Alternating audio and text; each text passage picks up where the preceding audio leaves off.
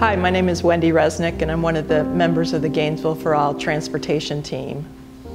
Transportation touches everything in our modern lives, everything from jobs, housing, families, education, household economics, access to health care, access to food, community engagement, and safety.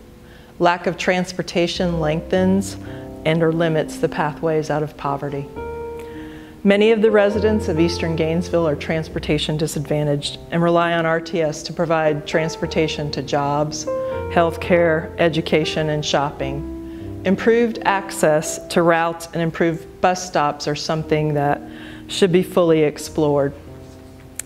The Gainesville For All transportation team developed several ideas during Phase 2, including the increased use of expanded free passes to certain populations or zip codes in the East community.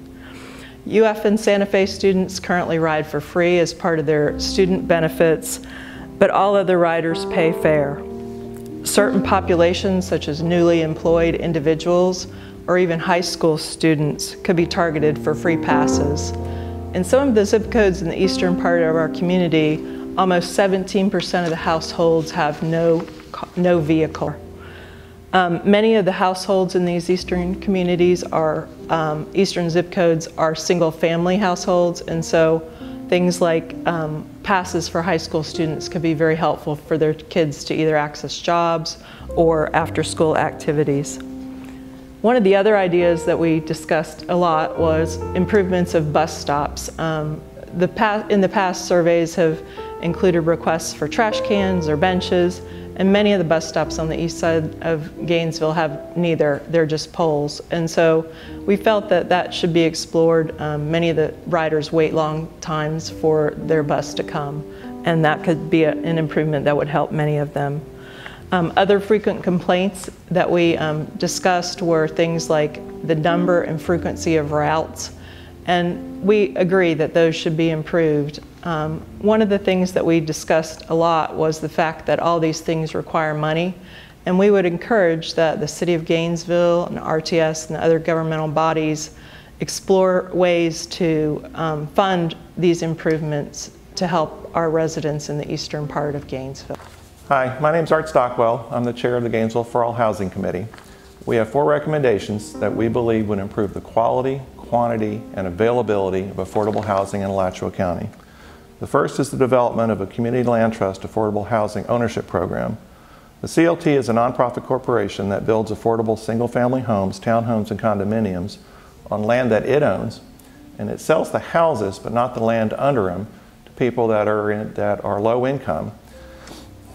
The houses are sold below market, and the buyers agree to occupy and not rent them. And then when they sell them, the sale price has to equal the purchase price plus inflation. This system produces affordable housing ownership opportunities for low-income buyers, and it keeps the houses affordable for all future buyers.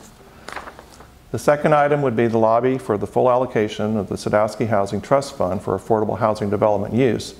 The Sadowski Housing Trust Fund was established in 1992 to fund affordable housing projects and programs in Florida. For each of the past 10 years, the Florida lawmakers have raided this fund to balance the budget and to fund other projects. The GNV For All recommendation is to lobby for and support legislation to block the use of the Sadowski Fund for any purpose that is not affordable housing related. The third item is the development of a supportive housing micro-community for the homeless.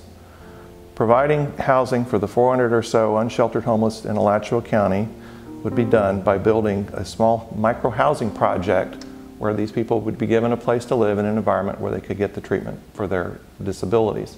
Examples of these projects that are springing up across the nation include the Celebrate Outreach Project in St. Petersburg, the Dwellings in Tallahassee, and the Community First Village in Austin, Texas. Our fourth recommendation would be to create a rental deposit surety bond, giving low-income renters and homeless people the deposit they would need to move into apartments.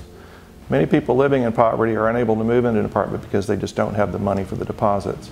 The surety bond program would be developed that pays the deposits for new renters who agree to participate in the maintenance and move-out cleaning of housing used by other renters in the program. They would receive a program surety bond for their move-in, and in turn, they would receive help from other renters in the program with the cleaning and repairs of the apartments when they move out. These are our 4 recommendations.